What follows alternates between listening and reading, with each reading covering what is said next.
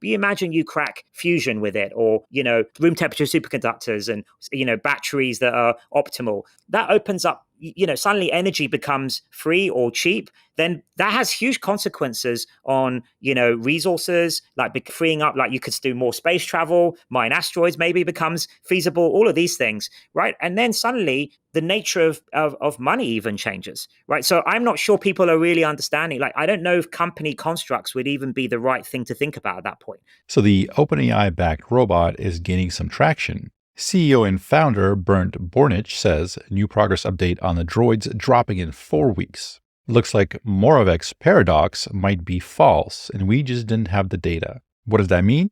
We'll dive into that in just a second. Also, Ted Chow, who's working on robotics for Google/DeepMind, says there will be 3 to 4 massive news coming out in the next weeks that will rock the robotics and AI space. Adjust your timelines, it'll be a crazy 2024. I have a feeling it'll shock the entire industry, in fact. Just a hunch. Dr. Jim Fan drops a career update. He's founding a new group called GEAR, which stands for Generalist Embodied Agent Research. 2024 is the year of robotics, the year of gaming AI, and the year of simulation. He finally also got recognized for something that, for some reason, I feel like a lot of people have been missing. I did multiple videos on it. It's just not getting the traction that it should be. But people are finally waking up. We'll look at that in just a second. Also, OpenAI dropped some massive news about the GPT store. But first, I have to touch on the whole Google fiasco. I didn't put out a video on the day that it was happening, but Google has been changing some prompts to be different than what users want them to be. I mean, here are the images of the Pope, of the founding fathers, image of a Viking, image of an American woman, image of a British woman, image of a medieval knight, an Australian woman, and here's their rendition of chess. That last one was a joke, obviously, but here's Demis Hassabis. So he's the founder of DeepMind, which is part of the Alphabet company, so the same kind of umbrella that Google is under. Not directly part of Google, but looks like they're merging more and more. He just went on an interview and explained kind of what was happening there behind the scenes with these image generations. So we'll take a look at that as well. So this person that made all their tweets private, I believe this was Jack Krausick, who is a Google employee, who is the senior director of product for Gemini Experiences. So he's likely behind a lot of the decisions that kind of went into this. He was responding to the backlash by saying, well, no, it's not true. That's not happening. Here's the issue with that. This person, I think, nailed it perfectly. They're saying the actual problem is the lack of transparency of what you do with the prompts and how you're manipulating the output. Just be transparent and none of the backlash will occur. I understand that the intention is good, but if the ethnically ambiguous gets added to a prompt, please let the users know that instead of gaslighting them. David Shapiro posted this, and I think it really also cuts to the heart of the matter. And here's what he's saying. 1, user consent matters. Hijacking your intentions as a user of any technology is wrong. Enforcing a particular worldview on users is flatly unethical. Yes, racism is bad, but cramming one for-profit company's view of morality down the user's throats is dystopian AF. And I think that dystopian AF is an excellent way of putting it. Corporations setting themselves up as arbiters of morality is flat out cyberpunk. Morality and ethics is up to the people, not the corporations, and not the government. It looks like we have overwhelmingly people agree. Looks like almost 90% agree strongly or mildly. There's been some people noticing online this week that Gemini doesn't seem to create a white man if you ask it to, or if you try to depict figures from history, it sort of doesn't want to do that, or will sort of do it in a historically inaccurate way. I think with this is a good example of these nuances, right? The historical accuracy, absolutely, we want that.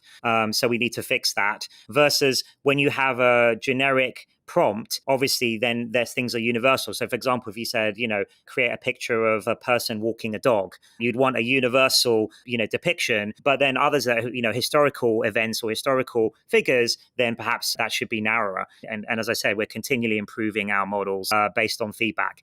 Now, here's an interesting take. So apparently this person, Yishan, was once the CEO of Reddit. So he's saying Google's Gemini issue is not really about woke/DIE, and everyone who is obsessing over it has failed to notice the much, much bigger problem than it represents. To recap, Google injected special instructions into Gemini so that when it was asked to draw pictures, it would draw people with diverse or non-white racial backgrounds. This resulted in lots of weird results where people would ask it to draw pictures of people who were historically white, like Vikings or 1940s Germans, and it would output black people or Asians. Google originally did this because they didn't want pictures of people doing universal activity, like walking a dog, to always be white, reflecting whatever bias existed in the training set. So this person continues, this is not an unreasonable thing to do, given that they have a global audience. Maybe you don't agree with it, but it's not unreasonable. Google most likely did not anticipate or intend the historical figures who should be reasonably be white result. Now he continues and he talks about the 3 laws of robotics by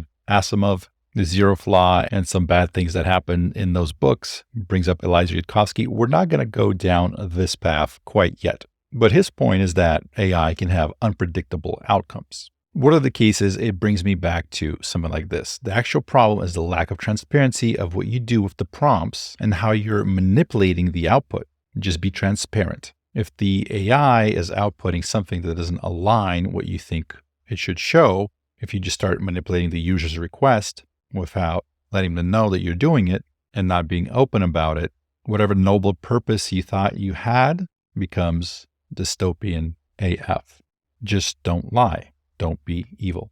As I was finishing up recording this video, this popped up in my feed. So this is Google's blog saying Gemini image generation got it wrong. We'll do better. They're saying that it's clear that this feature missed the mark. It's inaccurate or even offensive, basically having a diverse group of people if you're asking for somebody walking the dog. However, if you're asking Gemini for a specific type of person, such as a black teacher in a classroom or a white veterinarian with a dog, or people in particular cultural or historical context, you should absolutely get a response that accurately reflects what you ask for. And so they're saying, so what went wrong? In short, 2 things. First, our tuning to ensure that Gemini showed a range of people failed to account for cases that should clearly not show a range. And second, over time, the model became way more cautious than we intended and refused to answer certain prompts entirely, wrongly interpreting some very anodyne prompts as sensitive. So some very inoffensive prompts as sensitive.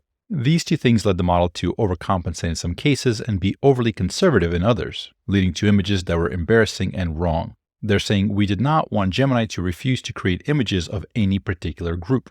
And also Elon Musk posted this. A senior exec at Google called and spoke to me for an hour last night. He assured me that they are taking immediate action to fix the racial and gender bias in Gemini. Time will tell. And I'm kind of with Elon on this one. Time will tell. I want to believe that this was an innocent mistake caused by over-tightening the commands on the AI model. But I think all in all, this was a good thing because it showed to a lot of people why it's important to have transparency with AI, why it's important to understand who is training these models, what their viewpoints are. Maybe this was a simple mistake, but if in the future it gets used for malicious intent, how do we know? Do we have visibility into that decision process? So I agree with Musk here, time will tell. Oftentimes the argument against having open source AI is the chance that it will be taken over by bad actors. What protections do we have against the big, closed source, centralized AI from being taken over by bad actors? In other news, so this is Logan GPT, the ambassador for OpenAI and AGI. He's saying great news for GPT builders and users. We just launched a big GPT store update with GPT reviews, builder social profiles, a new about page with ratings, categories, number of conversations, etc., etc. So now you're able to rate GPTs, provide private feedback directly to the builder, and an about section in the ChatGPT store. Here's Nick Dobos. So he created the Grimoire, the #1 coding wizard GPT. So it looks like it's got over 200 reviews. So this is it right there in the GPT store. It looks like it's saying 1,000 plus reviews now. Now I'm curious, are you using GPTs? Are you building something on there? When it was first announced and I was looking at it, I thought this was going to be the next big thing, the next big wave. However, I'm not quite sure how much of an impact it has made. Now, it seemed like since then we had a lot more news, seemed to indicate that everything is moving much faster now. Like this might have been a much bigger deal if AI progress moved slower. But with the way things are going, this was just maybe this was just a much smaller thing than we first anticipated, or is it heating up now because there's more ratings and potentially people starting to be paid for how many users use their GPTs? I'm not sure. Let me know in the comments what you think. Are you excited about GPTs still? Did you completely forget that they exist? I'd be curious to know. Now, the other big news here is robotics. So Dr. Jim Fan is announcing that he's launching GEAR, Generalist Embodied Agent Research. So this is kind of under the NVIDIA umbrella. We believe in a future where every machine that moves will be autonomous, and robots and simulated agents will be as ubiquitous as iPhones. We are building the Foundation Agent, a generally capable AI that learns to act skillfully in many worlds, virtual and real. 2024 is the year of robotics, the year of gaming AI, and the year of simulation. We are setting out on a moon landing mission, and getting there will spin off mountains of learnings and breakthroughs. So this is the page on NVIDIA. So this is the other person that's going to be on the team, one of the main people on there. It seems like, I believe he was working with Dr. Jim Fan on Voyager, the Minecraft AI, as well as on the Eureka paper, which we'll touch on in just a minute here. And so this NVIDIA GEAR team will be led by the two of them. And the mission is to build these foundation models.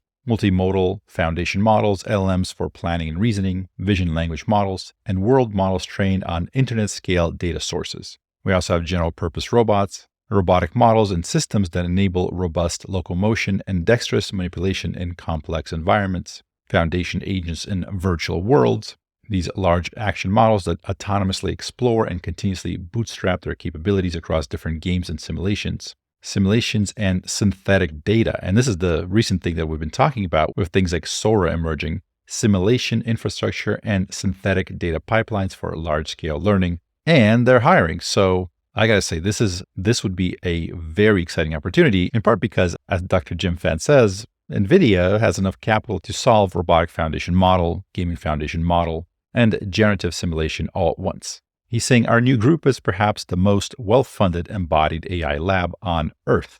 So I would not be surprised if NVIDIA indeed is the company that's going to produce a lot of these breakthroughs. And also, Eureka was named the top 10 NVIDIA research projects of 2023. We've covered it on this channel.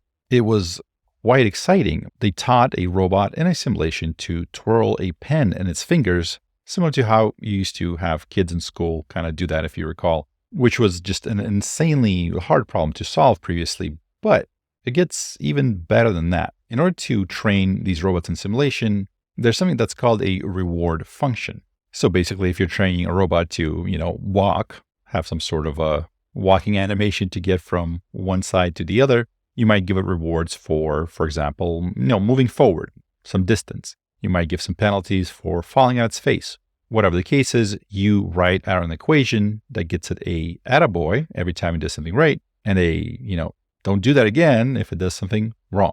It's similar to some of the things we used to perhaps train animals, reinforcement learning, give them a little treat when a dog sits down on command, something like that. Now, we humans are pretty good at writing those reward functions up to a point. We're good at writing them when the thing that we're trying to get the robot to do is pretty simple, like balance something or run across a screen, or open a door or drawer or something like that. But we're not really good when it comes to doing something that is more complex, like spinning a pen in its fingers. So Eureka tried something new. It said, we humans were not that good at writing this code, so you, ChatGPT, GPT-4, you do it. And we told GPT-4 what to do, the task description that we're trying to achieve to make the shadow hand spin the pen to a target orientation. Then we gave it the environment code, sort of like the code behind this simulation. And so GPT-4 wrote out various samples, different sort of versions, different approaches to doing this. And that was fed into the Isaac Gym, the simulation. The results of that was taken out of the simulation and given again to that same GPT-4 with feedback and said, here's what you told us to do. Here's how well that worked. And based on that, it tried to rewrite it, tried to improve it, sort of like iterate upon it. And this loop continued.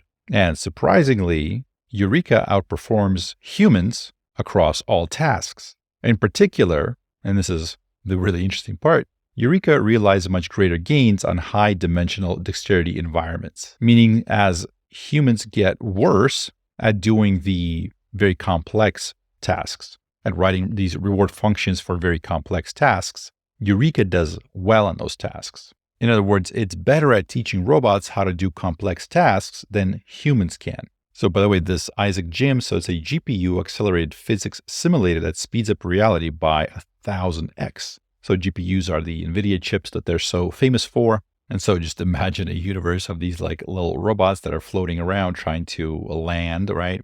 Stretching out for infinity or trying to catch this egg on a plate. And this simulates kind of our physics, all the friction and gravity and everything else, momentum, to kind of simulate our reality, but it's able to run it 1,000 times faster.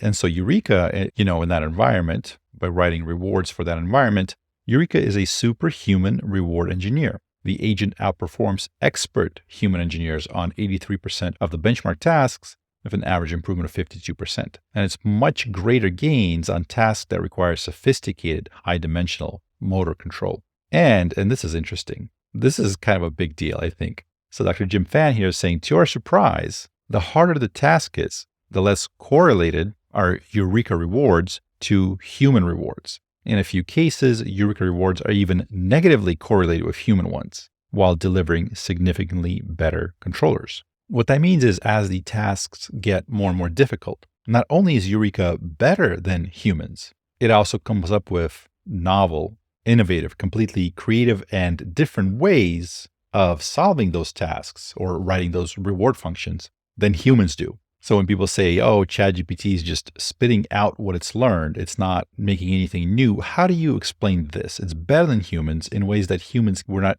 even like creative enough to come up with those solutions. They're new, they're novel, and they're better. And here he compares it to AlphaGo, where it made brilliant moves that no human Go player would make. AI will discover very effective strategies that look alien to us. So this, to me, was huge, because this really reinforces this idea of AI, something like GPT-4, being, out of the box better than us, than humans, at training these robots in a simulation, which then these simulations, from what we've seen, they translate very well to the real world.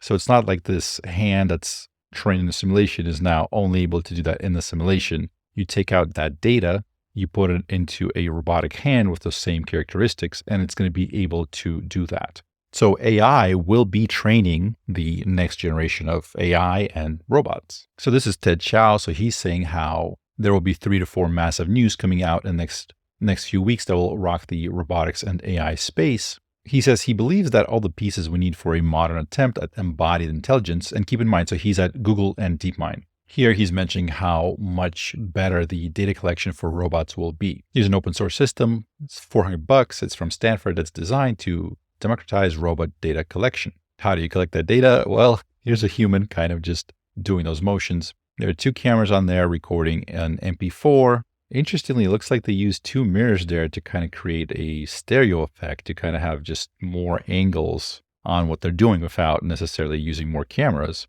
And here's the OpenAI backed robot saying that there's going to be a new progress update on the droids in 4 weeks. And it looks like Moravec's paradox might be false, and we just didn't have the data. So Moravec's paradox is the idea that, contrary to traditional assumptions, reasoning requires very little computation, but sensory motor and perception skills require enormous computational resources, meaning it is comparatively easy to make computers exhibit adult-level performance on intelligence tests or playing checkers, and difficult or impossible to give them the skills of a 1-year-old when it comes to perception and mobility. So he's saying it looks like that might be false, and we just didn't have the data. So can't wait to see what these guys drop, what the new breakthrough is going to be. Before you go, here's a couple clips from the Demis Hassabis interview where he touches on some pretty interesting things. Take a look. Do you think the world is ready for something like AGI to show up? It's something that's going to affect everyone in society. I think there are questions on international cooperation. I would like to see a lot more of that. Unfortunately, the geopolitical nature of the world right now is not very conducive to that. So that's unfortunate timing. And then we need to, of course, accelerate our research into safety, guardrails, control mechanisms, and also philosophy too. Like, what do we want from our systems?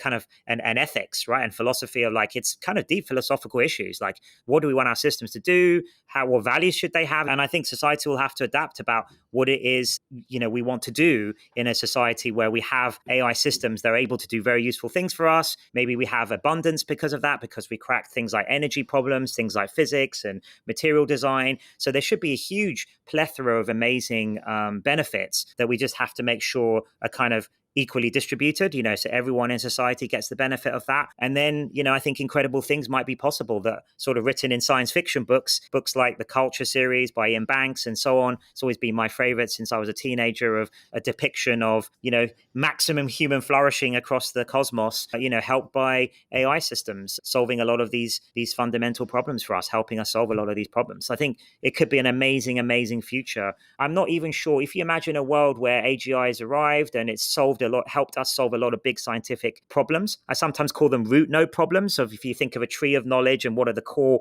big problems that you want to unlock that unlock many new branches of research. And I think AlphaFold, again, is one of those root node problems. But you imagine you crack fusion with it, or, room temperature superconductors and, batteries that are optimal. That opens up, suddenly energy becomes free or cheap. Then that has huge consequences on, resources, like freeing up, like you could do more space travel, mine asteroids maybe becomes feasible, all of these things, right? And then suddenly the nature of money even changes, right? So I'm not sure people are really understanding. Like, I don't know if company constructs would even be the right thing to think about at that point. I think, again, this is where international collaboration between governments and other things may be required, right? To make sure that it's these systems are, well, if there's multiple ones, are, managed in the right way and used for the benefit of everyone. AlphaFold, but the average person in the street probably doesn't know about that yet, what that impact will be. But they will do if that leads to AI designed